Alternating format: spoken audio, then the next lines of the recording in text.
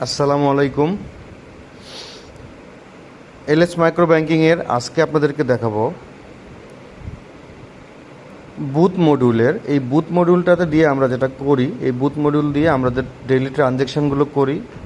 চাইলে আপনি সেভিংস এবং লোন দুইটা ট্রানজ্যাকশান আপনি ট্রানজ্যাকশান মডিউল থেকে করতে পারবেন, ট্রানজ্যাকশান মেনু থেকে করতে পারবেন। আমি ট্রানজ্যাকশান মেনুতে গেলাম, এরপর আমি একটা মেম্বার সিলেক্ট করলাম।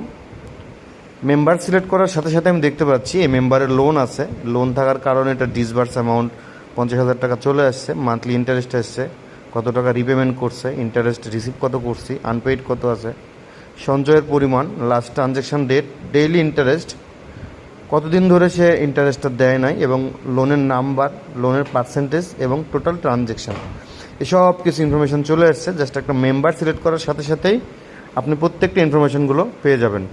এরপর দেখেন যে ইন্টারেস্ট অ্যামাউন্ট, তার লভ্যাংশ, 12 দিনের লভ্যাংশ যত টাকা জমা হয়েছে 2966 টাকা। এই টাকাটা অটোমেটিকলি আপনার লভ্যাংশর ফিল্ডে বসে গেছে। এবং লোন রিপেমেন্ট, আপনি চাইলে এখান থেকে লোন রিপেমেন্ট করতে পারবেন। আমি লোন রিপেমেন্ট করতেছি হচ্ছে 5,000 টাকা, তার মানে 5,000 টাকা সে ঋণ ফেরত দিয়ে দিচ্ছে। চাইলে আপনি সঞ্চয় নিতে পারেন, আমি সঞ্চয় নিচ্ছি 500 টাকা। এখানে কোনো জরিমানা বা মন্তব্যর ঘরে আমি কোনো কিছু দিতেছি না, আমি জাস্ট খালি মেসেজ অপশানে ক্লিক করে সাবমিট করে দিচ্ছি।